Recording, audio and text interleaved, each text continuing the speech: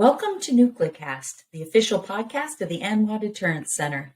Each week, we bring you leading experts for a lively discussion on topics related to strategic nuclear deterrence.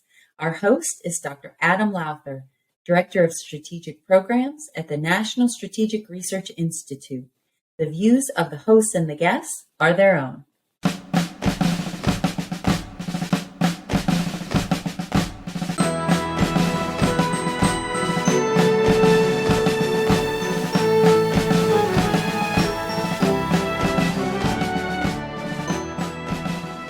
Hey, and welcome back to NucleCast. Of course, I am your host, Adam Lowther, and today I have my good friend, Jonathan Trexel. For those of you that don't know, Dr. Jonathan Trexel, he currently teaches in the Defense and Strategic Studies program at Missouri State University, which is it's an excellent program. I have to recommend it highly. It's one of the best in the country.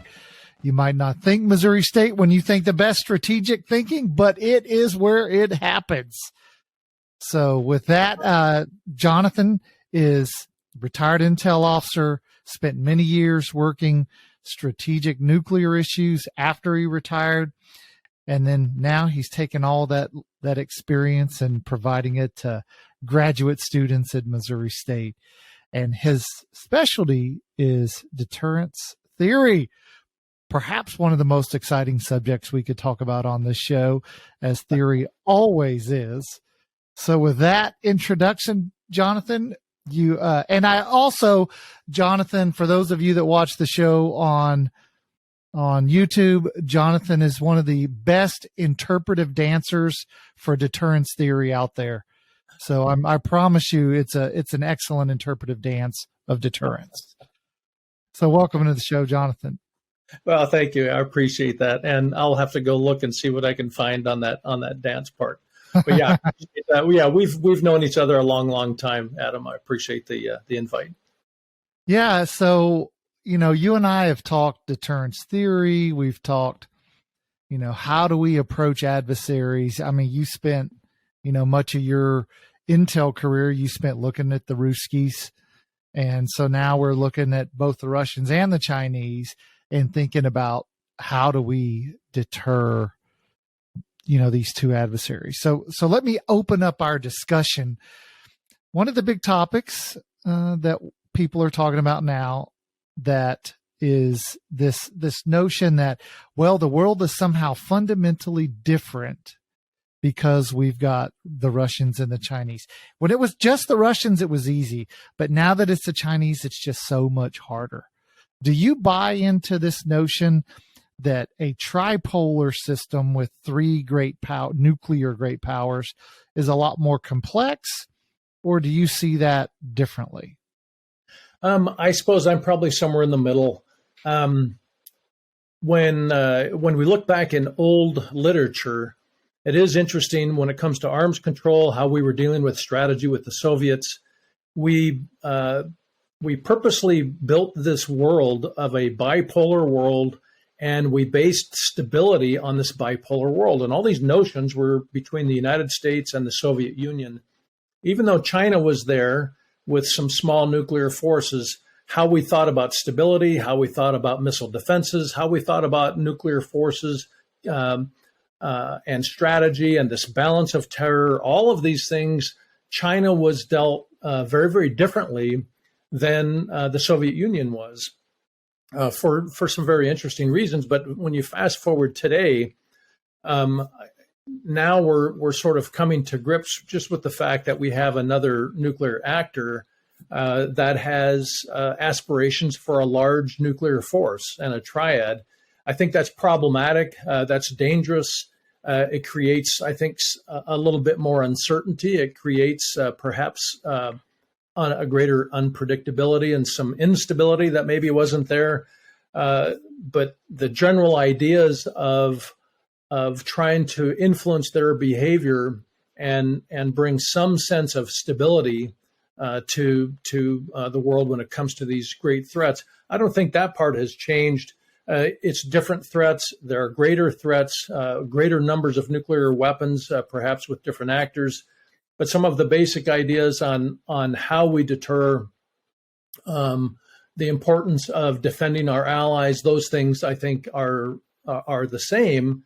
Perhaps how we do that, how we posture, some of the forces that we might need to be different.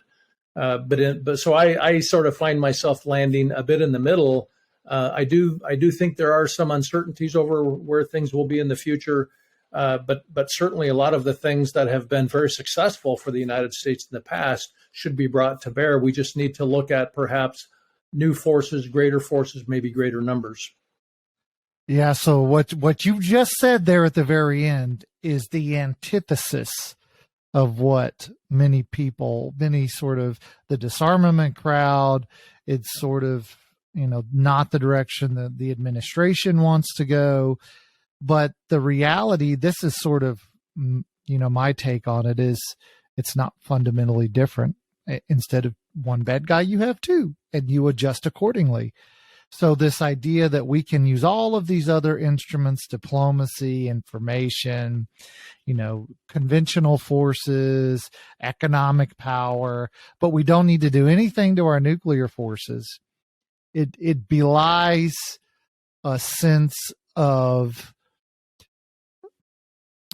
just, I don't know really what to say, because nuclear weapons are the only military tool that have been given, have been imprinted with sort of moral agency, and they're inherently bad. They're given all these moral characteristics that inanimate objects, whether it's a tank or an F-35, they don't become moral actors, but nuclear weapons are given that.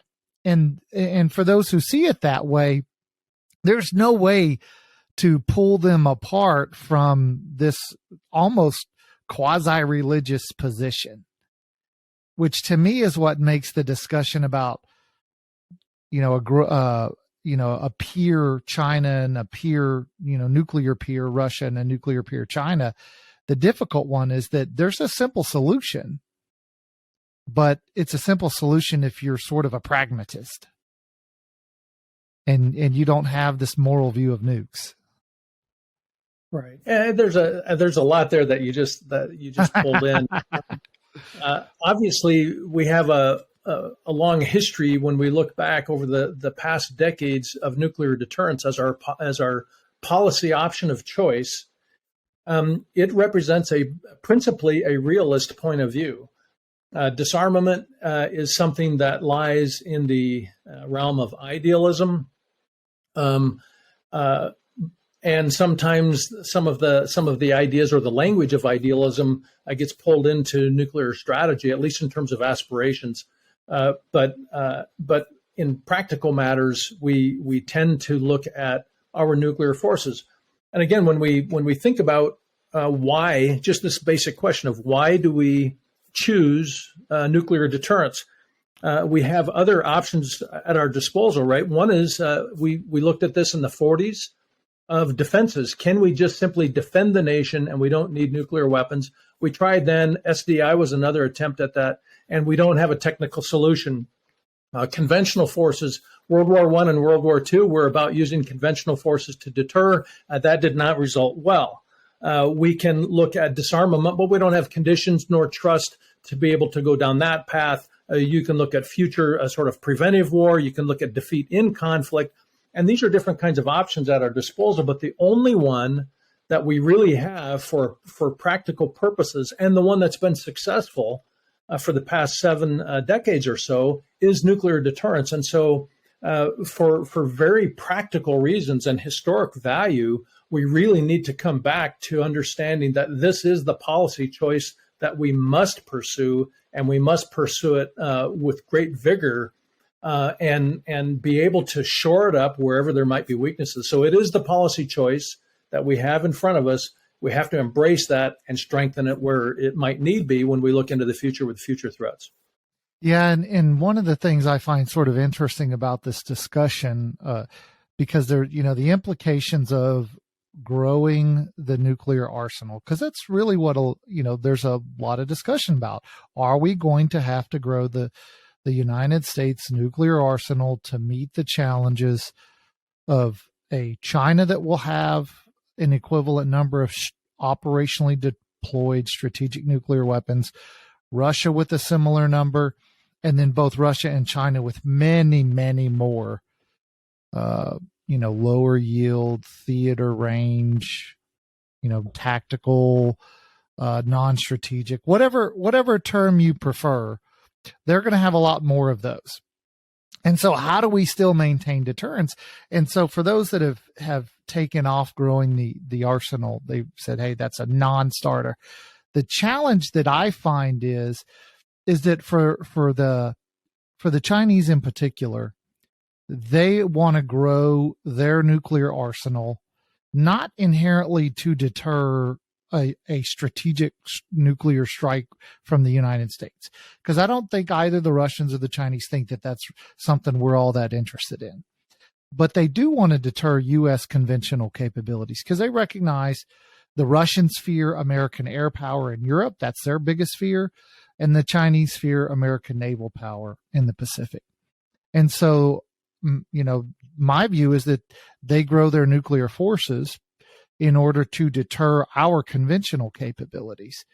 And so when we offer a solution of, we'll build better conventional capabilities to deter their nukes, we're sort of playing into the hand that has created the growth in our adversaries' nuclear capabilities to begin with. We're confirming their fears. Now, I could be wrong, so you tell me if I'm wrong. No, I don't know the right answer to that. I'll just add a little bit of information to it. I guess my view, when we're looking at these kinds of threats, I think they, look, the Russians, the Chinese, the North Koreans, they see the world from a power-based system. Sure, absolutely. We articulate this system that's out there called a rules-based system. But in the real world, the world is both rules-based and power-based, and our adversaries see the world through the lens of power. And so nuclear weapons to them is an instrument of power that can be used not just to deter, but to coerce. And so we are facing adversaries, and we see this with Russia in the war with Ukraine and in Europe. And we are beginning to see it even with the language from the Chinese when it comes to nuclear coercion, threats to Japan, etc. And we have to be able to speak the language of power. This is the language they understand. This is the language they respect. It's an unfortunate part of what the world is, the world system. And so to try to address this problem of nuclear coercion with non-nuclear instruments, that's very, very problematic. And so to me, when we're thinking about the Pacific in particular, but Europe as well, when you're looking at the problems of escalation and this chess game of looking ahead several moves in escalation, one of the things you brought it up was low yields or non-strategic forces in the Pacific, something that we withdrew all of these things some years ago, and we simply don't have that capability. And so it's one thing in my mind to modernize our triad and possibly grow the triad because of the increasing numbers of the Chinese threat.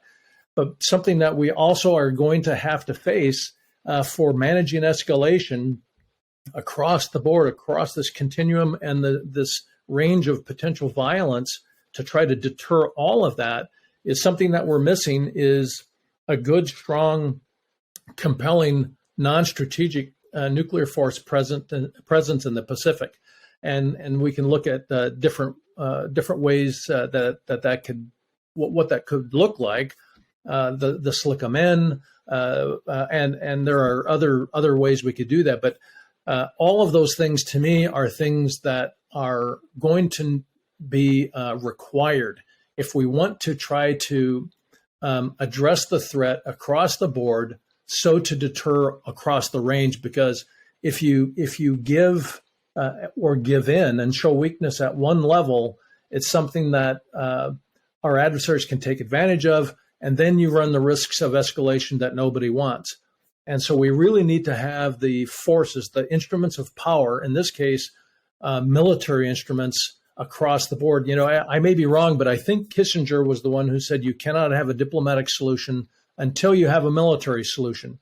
And that is, we have to have the military capabilities, the will, and a policy that says we are willing to use these instruments under these circumstances before you try to have a diplomatic solution on some of these things. And I'm not sure we're at the point where we have that military solution yet. Yeah, I think you're absolutely right on that. And going along with Kissinger, another great thinker, it's probably one of my absolute favorite quotes is when Don Rumsfeld said, "Weakness is provocative." And for power-based systems, weakness is absolutely provocative. And this idea that the United States and Americans, because we're pretty fat, dumb, and happy. You know, our problem isn't starvation or invasion. Our problem is obesity and, you know, fentanyl addictions and these kinds of things. So we're in a pretty good place. So therefore, for us, the idea that, you know, we want to go out and conquer the world is like, what are you talking about? We want to watch the NFL on Sunday, college football on Saturday. You know, we want to watch Netflix in the evenings. And, you know, we have a pretty good standard of living. So there's not that much appeal to go out and do the things that our adversaries fear, because we're sitting in a very different seat than they are. And I think it's often hard for us to understand where they sit. Right. And I'll add to that. I mean, there are other things as well. We're behind when it comes to modernization of our triad. We do not have adequate non-strategic nuclear forces. Our conventional forces have atrophied. We certainly don't have enough conventional forces in the Pacific theater. And then when you look at other areas of weakness, for example, that people write about, would be the Afghanistan withdrawal, things like this, where even our allies point to problems within the United States in terms of its decision making and its ability to be resilient over time. These are things that when you're looking at a China with a very strong economy and some deepness, and certainly we can argue about the depth of its economy, but nevertheless, it has an economic factor that is a bit different than the Russian threat.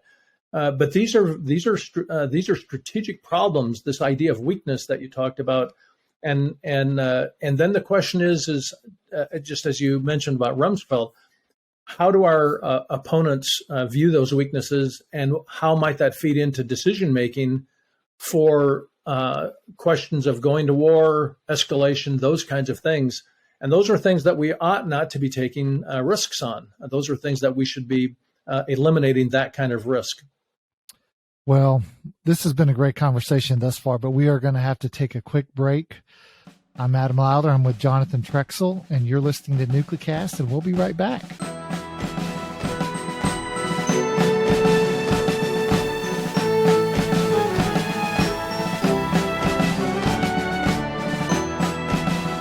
This episode of NucleCast is brought to you by the 15th Annual Nuclear Deterrence Summit. Come join NucleCast at the summit on February 13th through 15th, 2023 at the Hyatt Regency Crystal City, Arlington, Virginia. Industry and government experts will be discussing management of the nuclear security complex, stewardship of the nuclear stockpile, arms control negotiations, and strategic policy. Stop by the NucleCast booth to say hello. Executive producer Kimberly Charrington and I will be there interviewing guests for upcoming episodes.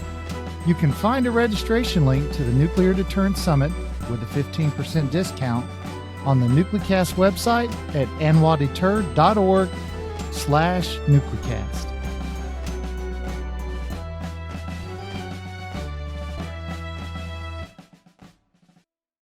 Okay, we're back with Jonathan Trexel, and we've been talking about deterrence, the strategy, this idea of tripolarity and whether we need additional nuclear forces. I'll tell you my great fear. My great fear is one that relates to arms control. So as I look at the Russian position, I think the Russians can keep moving down in operationally deployed strategic nuclear weapons, and because they don't have a particular fear that we're going to launch ICBMs across the poles. I don't think they fear that. What they fear is an invasion from NATO. And so for them, they need, tactical nuclear weapons, lower yields for defense of Russian territory. And they don't need, so if they could negotiate away the strategic nuclear forces, but of course, as they have thus far, leave out these battlefield, non-strategic, whatever you want to call them, weapons, they can still use nukes to defend themselves. And then when it comes to China, they also don't need strategic nuclear weapons to deter the Chinese. They need these short and medium range ballistic missiles, the cruise missiles, all of these they can negotiate away their strategic forces, and it doesn't harm their defense. The Chinese are much the same. If they needed to strike Moscow, they could do so. And their primary threat is us, and we'll be coming across the Pacific. So therefore, they could largely defend the Chinese mainland without, strategic nuclear weapons. And so for them, my concern is that we'll keep negotiating down.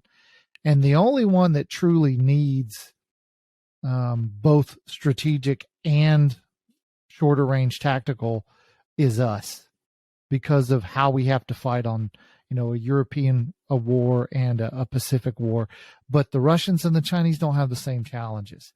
And I think that would be a pretty significant mistake on our part to do so. But that's what I see people advocating even to this day.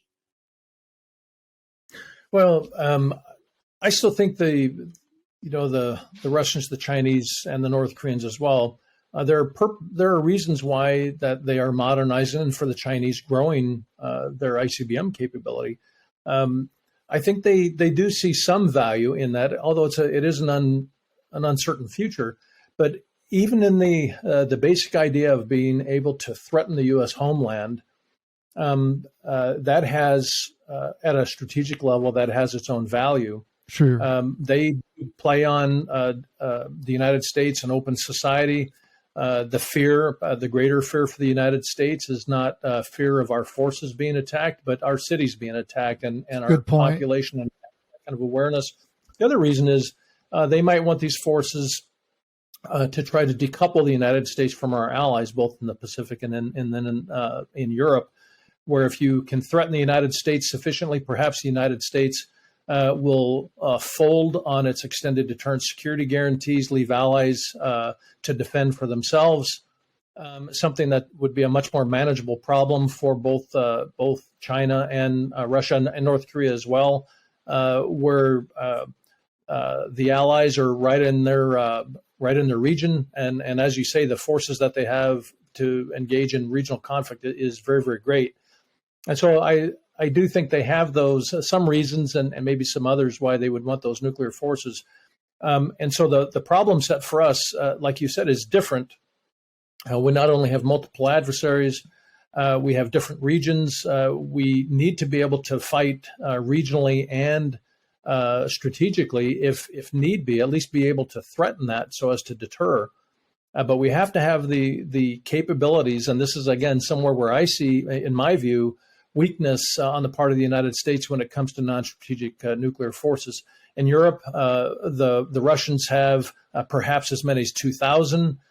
We and NATO are measured in hundreds, and certainly we're outnumbered by the Chinese in the Pacific, where we don't have any non-strategic nuclear forces any longer. We used to have hundreds on the Korean Peninsula. That was sort of withdrawn with the hopes that we would coax.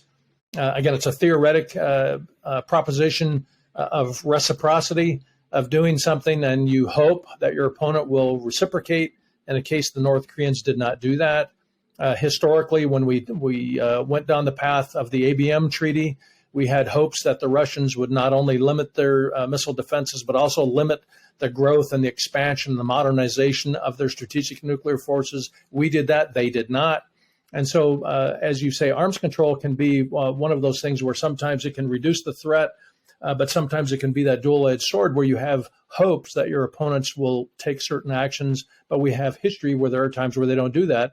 And the risks are not to our opponents. The risks are to the United States and our allies. So we have to be very careful, in my view, when we're approaching those things, especially out into this future where there's a lot of uncertainty over the capabilities and the intentions of our opponents and our opponents when they might be very, very cooperative. That to me is something where I tend to be more in the Herman Kahn camp of seeing where deterrence can fail, and the solution to that is to seek a position of advantage with a lot of different capabilities, a lot of different options at your disposal. Speak the language of power that our opponents speak, but speak it from a position of advantage, and remove that uncertainty and remove as much risk to the United States and our allies as possible. Well said. Well said.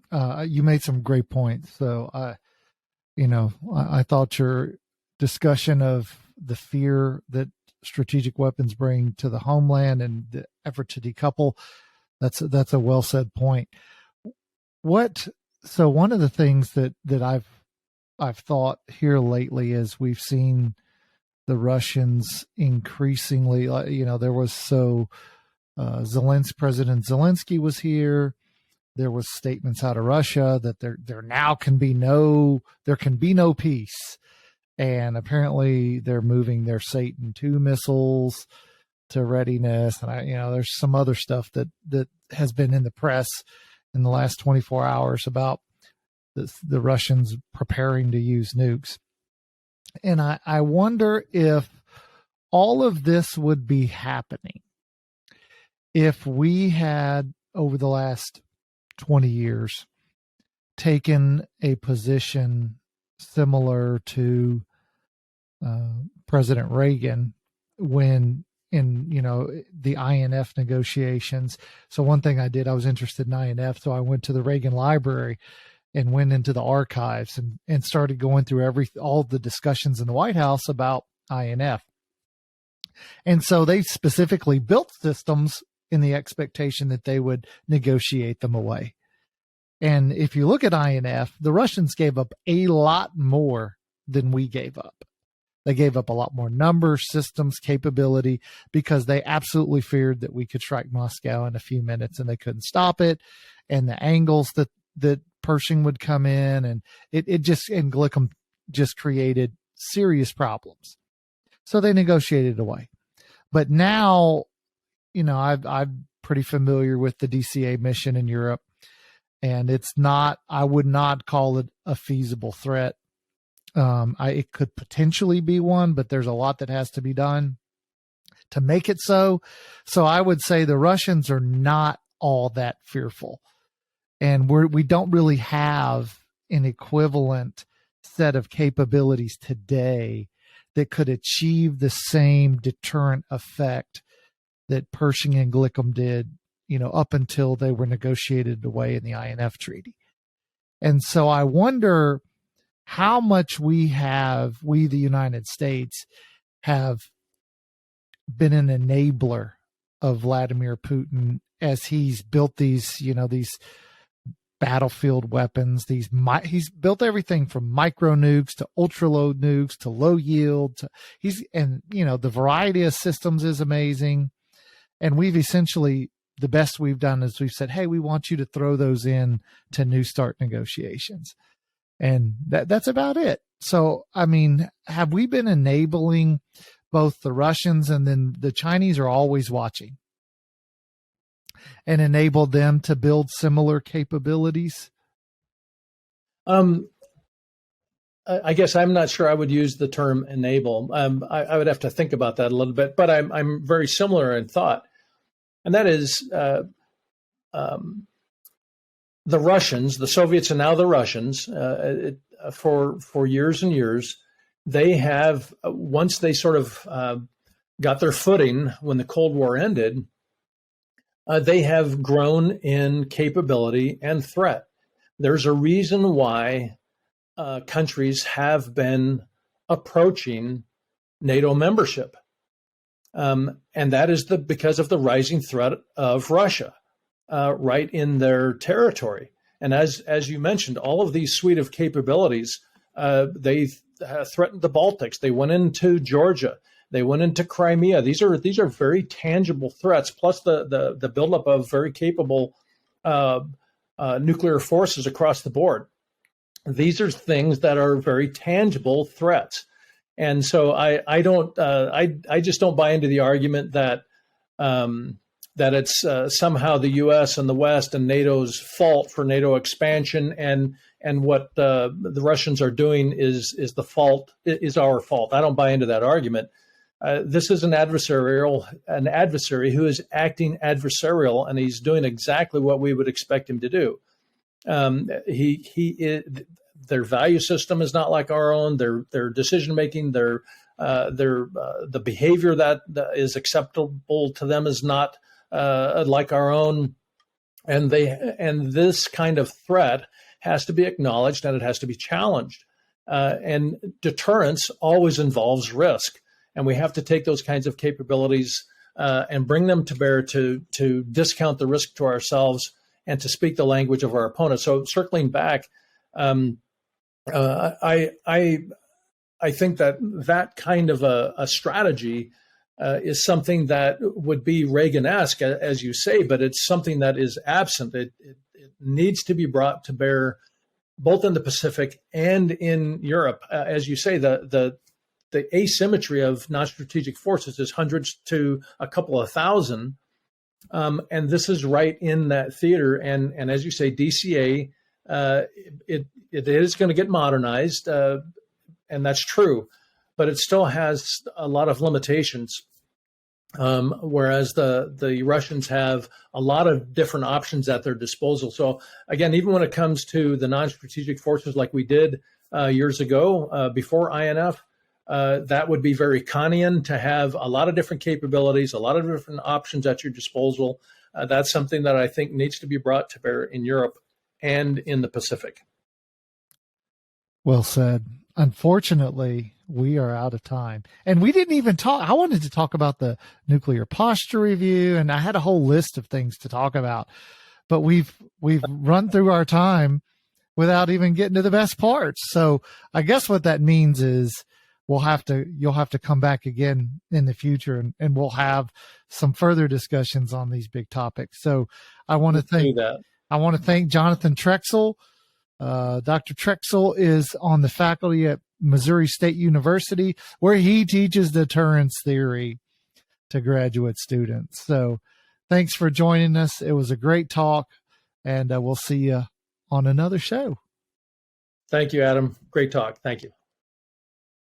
Well, we just had a great talk with Jonathan Trexel. He's a guy who spent 40 years thinking about the Soviets, the Russians, and now the Chinese.